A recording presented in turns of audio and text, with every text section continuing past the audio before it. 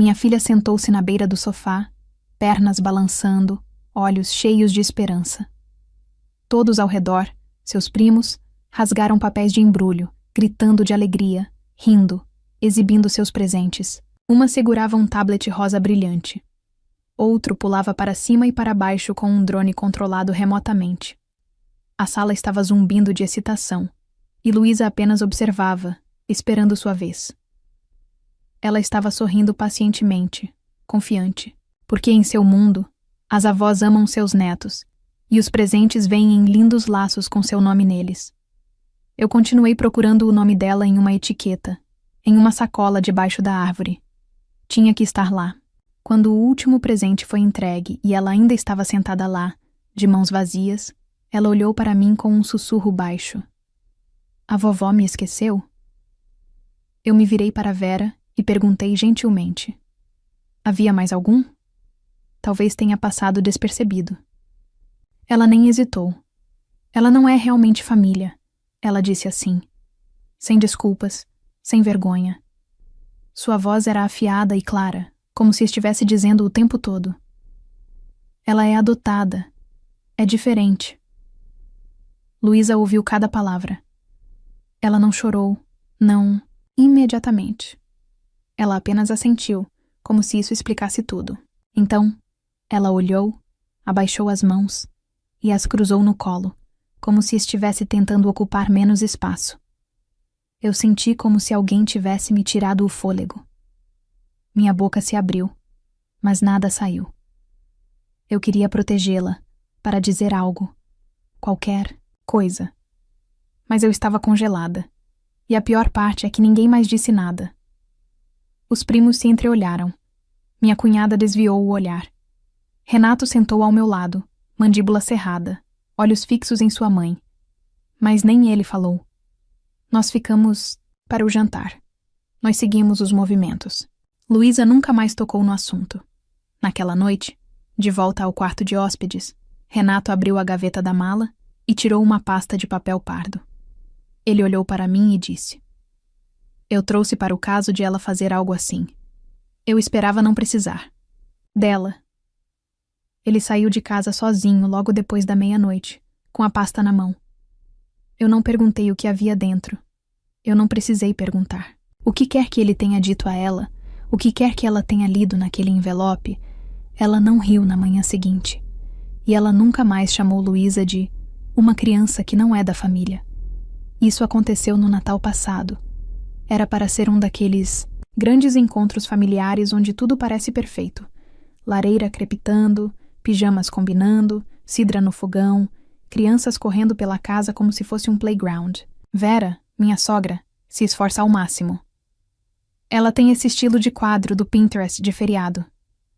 Ela é do tipo que coloca guardanapos de pano dobrados em forma de árvores e nomeia cada queijo na bandeja com um pequeno palito de quadro negro.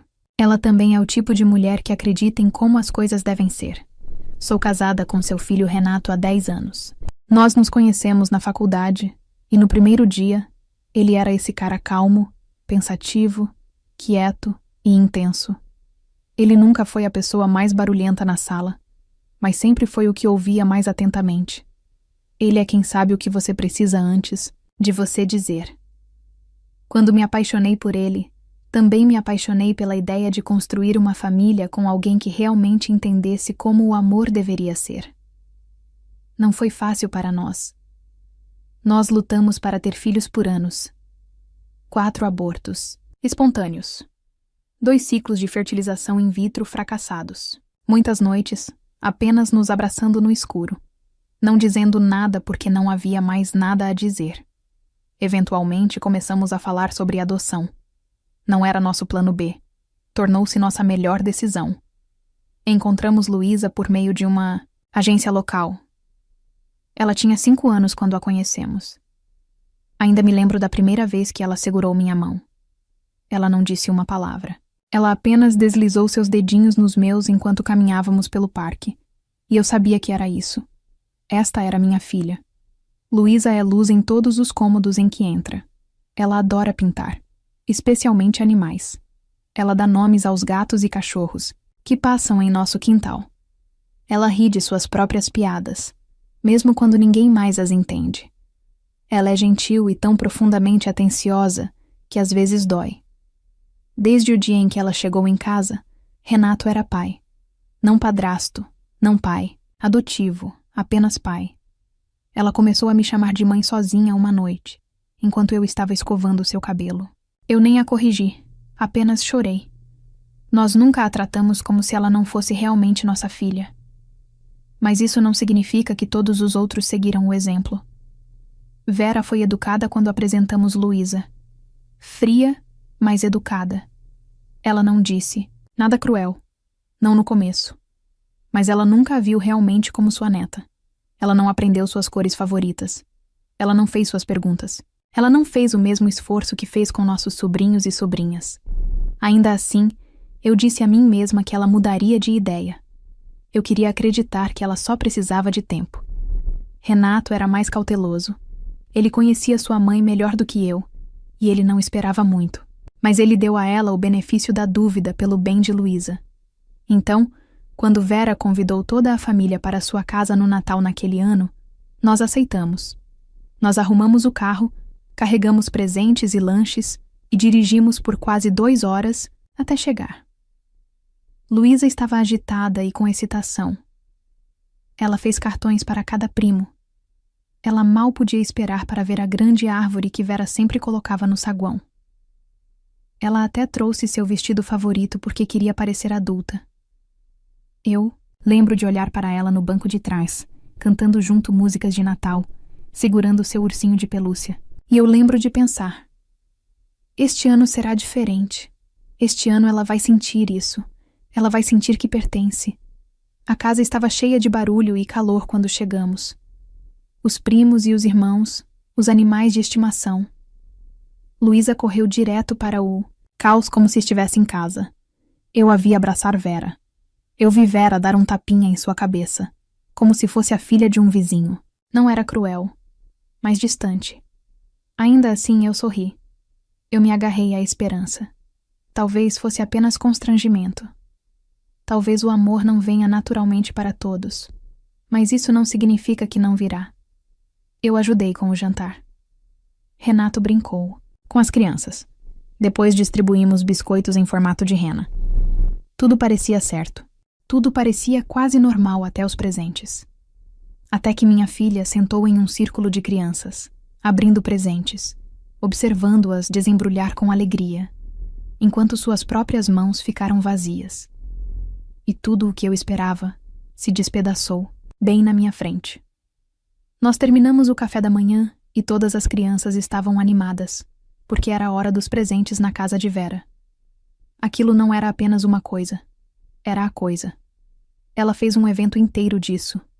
Ela empilhou os presentes sob a árvore de 12 metros e papel de embrulho codificado por cores. Fez as crianças se sentarem em um círculo e distribuiu os presentes um por um, enquanto todos observavam. Luísa estava praticamente pulando de excitação.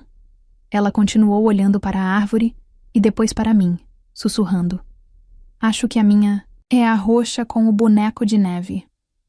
Eu sorri e acenei, embora não tivesse visto o nome dela em nenhuma das etiquetas. Tentei ignorar aquela sensação ruim no meu peito. Talvez o dela estivesse escondido atrás da árvore. Talvez ainda estivesse no armário do quarto de hóspedes. Talvez Vera estivesse guardando para o final. Os presentes começaram a se abrir. Gritos, risadas, todos segurando novos brinquedos, acessórios, caixas brilhantes. Luísa bateu palmas para cada primo como se fosse aniversário deles. Então a pilha debaixo da árvore começou a diminuir rapidamente. 5 crianças, 10 presentes. Depois, 3 crianças, 2 presentes. E nenhum, com o nome de Luísa. E ela percebeu. Ela se virou para mim com uma voz suave. "A vovó esqueceu. O meu?"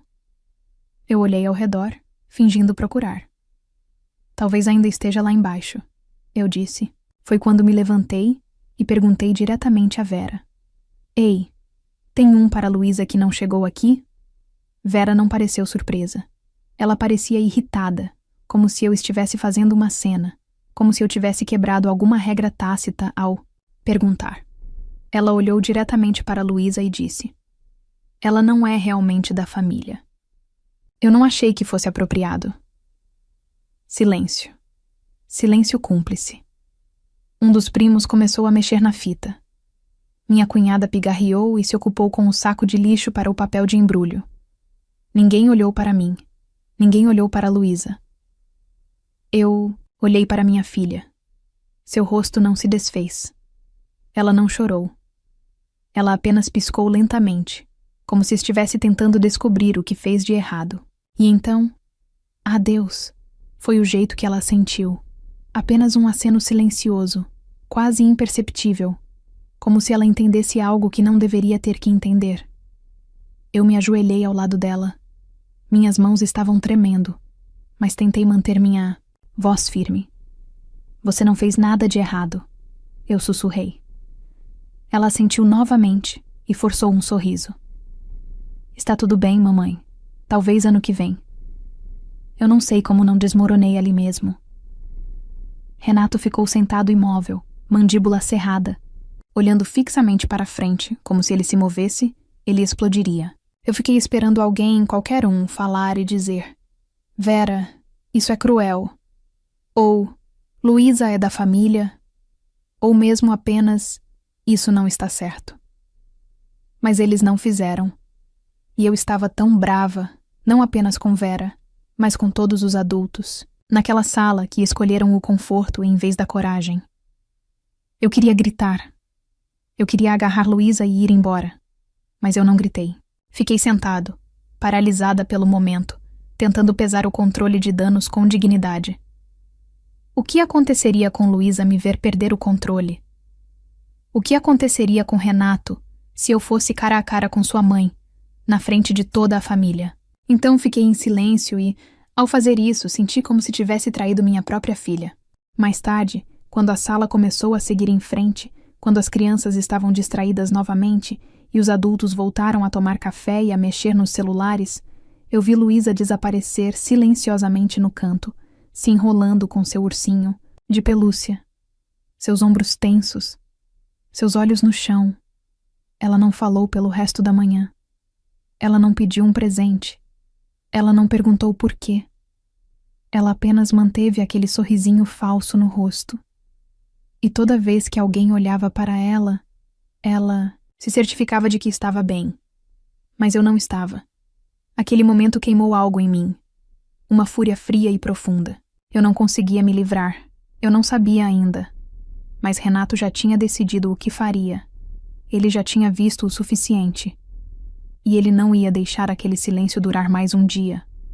Naquela noite, a casa estava quieta. Muito quieta. Depois que o último prato foi lavado, depois que o vinho foi servido, depois das educadas boas noites e abraços estranhos, voltamos para o quarto de hóspedes e fechamos a porta.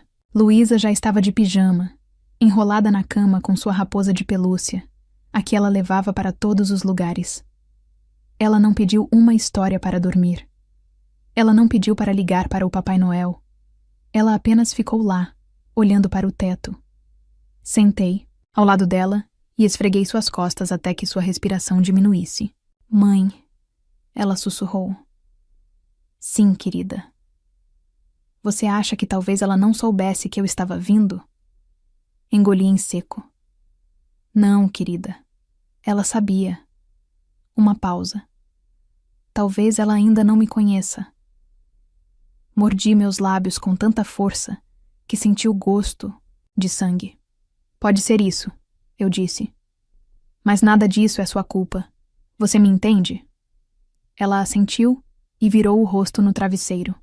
Quando me levantei, Renato estava parado na porta, segurando algo na mão.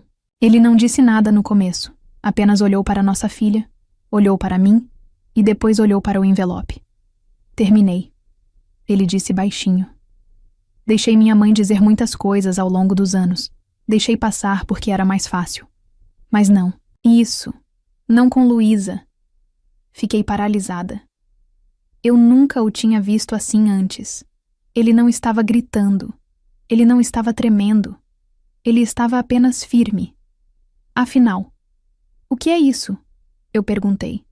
Ele me entregou uma pasta de papel manilha. Dentro havia um documento legal autenticado, uma designação de testamento fiduciário atualizada e um registro formal da adoção de Luísa. Ela é nossa filha em todos os aspectos legais. Documento. Eu a adicionei a tudo. A casa, as economias, o seguro, a confiança da família, tudo. Ela é minha filha em todos os sentidos que a lei reconhece. Eu o encarei. Você fez tudo isso? Eu comecei a papelada meses atrás.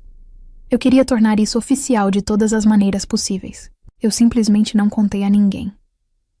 Imaginei que, se minha mãe cruzasse uma linha, eu teria o que precisava. Senti meus joelhos fraquejarem. Então, o que você vai fazer com isso? Ele olhou para o relógio. 00:30. Ele agarrou seu casaco. Vou mostrar a ela exatamente quem é Luísa. Eu não tentei impedir ele. Eu não disse para ele se acalmar. Eu apenas assenti e sentei na cama, ouvindo a porta da frente abrir e fechar atrás dele. Eu não sei o que ela pensou quando ele apareceu sem avisar. Eu não sei se ela esperava um sermão ou uma discussão, mas eu sei que ela não esperava a pasta. Ele entrou na casa dela, sua casa de infância, e sentou-se na mesa da cozinha em frente a ela. Eu não estou aqui para gritar, ele disse a ela. Eu nem estou aqui para pedir desculpas. Estou aqui para te dar uma escolha. Ele deslizou a pasta pela mesa. Ela abriu. Ele observou seu rosto enquanto ela lia. Ele disse a ela: Este é o nome de Luísa em todos os lugares legais que importam. Se você quer continuar fingindo que ela não é da família, a escolha é sua. Mas, se essa é sua escolha, então eu não sou mais seu filho. Porque eu não vou criar minha filha em uma família que a trata como uma convidada. Ela tentou interromper. Ele não deixou. Ele contou a ela sobre o jeito que Luísa batia palmas para seus primos, sobre como ela a abraçava e ligava para sua avó, sobre como ela foi dormir se perguntando o que ela fez de errado. Então ele disse: Você tem uma chance de consertar isso, porque no próximo Natal estaremos em outro lugar. E então ele se levantou e saiu. De volta ao nosso quarto, ele não disse muito. Apenas deitou ao meu lado e pegou minha mão. Eu não dormi. Eu olhei para o teto, assim como Luísa tinha feito, pensando em quantas vezes eu mantive a paz às custas do meu filho. Mas algo mudou, naquela noite. Algo mudou em nós dois. Não íamos mais deixar o silêncio proteger a crueldade. E pela primeira vez em muito tempo, eu senti que estávamos na mesma página. Não apenas como marido e mulher, mas como pais. O tipo que aparece quando é importante. Na manhã seguinte, algo parecia diferente. A casa estava quieta, mas não daquele jeito tranquilo de manhã de feriado. Estava tenso, como se todos estivessem andando por aí tentando fingir que nada tinha acontecido, mas sabendo que algo tinha acontecido. Luísa sentou-se à mesa da cozinha com uma xícara de chocolate quente que Renato tinha feito para ela. Ela mexeu lentamente, cantarolando para si mesma. Seus olhos estavam mais brilhantes do que na noite anterior, mas ainda cansados. Eu estava prestes a perguntar se ela queria dar uma volta quando ouvimos uma batida na porta do quarto de hóspedes. Era Vera. Ela não parecia ela mesma. A postura usual, o sorriso tenso, a perfeição polida tinham sumido. Ela parecia menor, de alguma forma mais quieta. Posso entrar? Ela perguntou. Renato não respondeu. Eu assenti. Ela entrou segurando uma caixa embrulhada, tamanho médio, com papel prateado, sem fita. Ela caminhou até Luísa, se abaixou ao lado da cadeira dela e colocou a caixa na frente dela. Eu esqueci disso ontem, ela disse. Luísa olhou para ela e depois para a caixa. Suas mãos não se moveram em direção a ela. Vera pigarreou. Eu cometi um erro. Sua voz estava baixa e cansada. E me desculpe, eu estava errada. Ela não disse isso para mim. Ela não disse isso para Renato. Ela disse isso para Luísa. Eu deixei algo na minha cabeça me convencer de que família é apenas sangue. Mas eu esqueci que família é amor. E você me amou desde o começo, mais do que eu mereço. Luísa olhou para mim, insegura. Eu dei a ela um pequeno aceno. Ela cuidadosamente desembrulhou o presente. Dentro, havia um conjunto de tintas aquarela de nível profissional, um caderno de desenho novo e, em cima, um cartão. Ela o abriu e leu em silêncio. Seus lábios se moveram, mas eu não consegui ouvir as palavras. Então ela olhou para Vera. Você quer que eu desenhe algo para você? Os olhos de Vera se encheram de lágrimas. Eu gostaria muito disso. Luísa assentiu. Ok. Nenhum sorriso, nenhuma reunião dramática, apenas um simples ok. Mas esse ok significava tudo. Depois que Vera saiu da sala, eu me virei para Renato. Ele não parecia presunçoso. Ele não disse, eu avisei. Ele apenas deixou escapar um longo suspiro e sentou-se ao meu lado. Você acha que vai durar? Eu perguntei. Ele deu de ombros. Eu não sei, mas é um começo. Naquela noite, antes de dormir, Luísa desenhou algo em seu novo caderno de esboços. Uma garotinha de mãos dadas com duas figuras mais altas, um homem e uma mulher. Atrás deles havia uma casa com uma árvore. E no céu, ela desenhou um sol com um rosto sorridente. Ela o intitulou Casa. Ela mostrou para Renato, e ele beijou sua testa. É exatamente isso que somos. Poucos dias depois de dirigirmos de volta para casa e desfazermos as malas, um pequeno envelope chegou. Nenhum endereço de retorno, apenas a letra cuidadosa de Vera. Dentro, havia uma foto antiga de Renato, aos 5 anos, segurando a mão de sua mãe. No verso, ela escreveu: Família é por quem você luta. Agora vejo isso. Obrigada por lutar. Por ela. Bom, eu não esperava um milagre. Ainda não espero. Vera é quem ela é. Orgulhosa e teimosa, criada com uma definição de família que nunca deixou muito espaço para revisão. Mas ela se deparou com uma linha que não podia cruzar, sem consequências. E Renato, meu marido quieto e comedido, traçou essa linha com absoluta clareza. Ele não gritou. Ele não ameaçou. Ele não a envergonhou. Ele apenas disse a verdade e a deixou escolher quem ela queria ser. Ela escolheu Luísa. E essa escolha mudou tudo. Porque quando alguém finalmente vê seu filho do jeito que você vê, não como alguém para tolerar, mas alguém para valorizar, o peso que você nem sabia que estava carregando finalmente se levanta. Aquele Natal não terminou com fogos de artifício, ou música, ou algum momento de filme emocionante. Terminou com um pincel na mão da minha filha e uma avó aprendendo como se tornar uma. Isso foi o suficiente. Não conversamos muito no caminho para casa. Não porque havia tensão, mas porque havia paz. O tipo que só vem depois que algo grande passou e te deixou de pé, um pouco diferente, um pouco mais forte. Luísa adormeceu no banco de trás com seu caderno de desenho no colo. Eu olhei para ela em um ponto e vi o mesmo desenho. Nossa família de mãos dadas, agora com uma pequena nova figura adicionada. Uma mulher com cabelos prateados, parada perto o suficiente para fazer parte da imagem, mas não exatamente no centro. Eu não perguntei a ela quem era, que eu não precisava. Quando chegamos em casa, a vida recomeçou. As aulas voltaram. Renato voltou a trabalhar. Luísa pintava todas as tardes na mesa da cozinha, preenchendo página após página com animais, árvores e meninas que se pareciam muito com ela. Um dia, ela desenhou uma raposa sentada na mesa da cozinha com uma xícara de chá. Quando perguntei sobre isso, ela sorriu e disse: É a vovó. Ela está aprendendo. E talvez tenha sido isso que mais me marcou. Não que Vera tenha mudado da noite para o dia. Não que tudo tenha se tornado perfeito magicamente. Mas que Luísa lhe deu espaço para tentar. Mesmo depois de ser rejeitada. Mesmo depois de se sentir invisível. Ela abriu a porta novamente, só um pouquinho, e deixou o amor tentar mais uma vez. As crianças perdoam de maneiras que os adultos nem sempre conseguem entender. Eu ainda penso, naquele momento na sala de estar de Vera, a aspereza em sua voz, o silêncio que se seguiu, o peso de não me levantar quando eu deveria. Eu penso em quantas vezes eu disse a mim mesma que continuar a paz era mais importante do que confrontar a dor.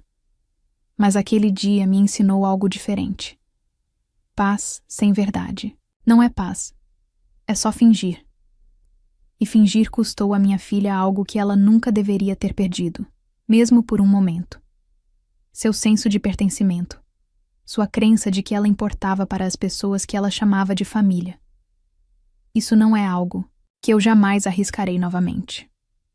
Desde então, as coisas mudaram lentamente e nem sempre graciosamente. Vera liga com mais frequência. Ela pergunta sobre a arte de Luísa, envia pequenos cartões pelo correio, escritos à mão. Às vezes estranho, mas genuíno. O último disse: "Estou orgulhosa da maneira como você vê o mundo. Você fez o meu maior e isso é o suficiente por enquanto. Não porque apagamos o passado, mas porque finalmente somos honestos sobre isso."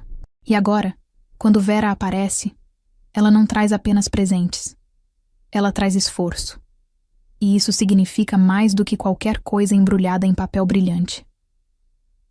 A verdade é que até eu costumava pensar que família era sobre quem te criou, ou quem compartilhou seu sangue, ou com quem você se casou. Mas agora eu sei melhor. Família é quem aparece quando as coisas estão difíceis. Quem olha para você totalmente e diz: "Você me pertence", sem condições, sem exceções. E às vezes, é preciso traçar uma linha da maneira mais silenciosa e clara para que as pessoas finalmente vejam o que está bem na frente delas. Meu marido não levantou a voz, ele levantou a filha. Ele me lembrou que ação é amor, que o silêncio pode ser tão alto quanto a crueldade, e que às vezes falar não significa gritar. Significa ficar parado e segurar a verdade em suas mãos sem vacilar. E Luísa, ela me lembrou que, mesmo depois que alguém te machuca, você pode escolher a graça. Não para eles, mas para você. Porque saber que você pertence não deve ser conquistado. Deve ser sentido. E agora Luísa sente isso. Não apenas de nós, mas até mesmo de sua avó. Então, quando as pessoas me perguntam como foi nosso Natal, naquele ano, eu digo a elas que foi o ano em que algo quebrou e algo melhor começou. Foi o ano em que minha filha aprendeu que ser amada não é sobre ser escolhida uma vez. É sobre ser escolhida novamente quando mais importa. Obrigado por ouvir nossa história. Se isso te lembrou de algo que você viveu, ou algo que você ainda está tentando curar, apenas saiba que você não está sozinho. Famílias são complicadas, mas seu valor não é. Você não precisa ganhar seu lugar à mesa. E se você está criando uma criança biológica, adotada, criada em lar temporário ou de outra forma, não deixe ninguém fazê-la se sentir como um estranho. Fale alto, mantenha a linha, ame mais alto. Se esta história significou algo para você, por favor, tire um segundo para curtir este vídeo. Isso ajuda mais pessoas a encontrá-lo. E eu adoraria ouvir seus pensamentos ou histórias pessoais nos comentários abaixo. Eu leio todos. Se você é novo aqui, ou quer mais histórias reais, cruas e honestas como essa, inscreva-se no canal e ative o sininho para não perder a próxima. Obrigado por estar aqui. Obrigado por ver Luísa. Obrigado por escolher a gentileza. Até a próxima. Cuide-se e cuide das pessoas que você chama.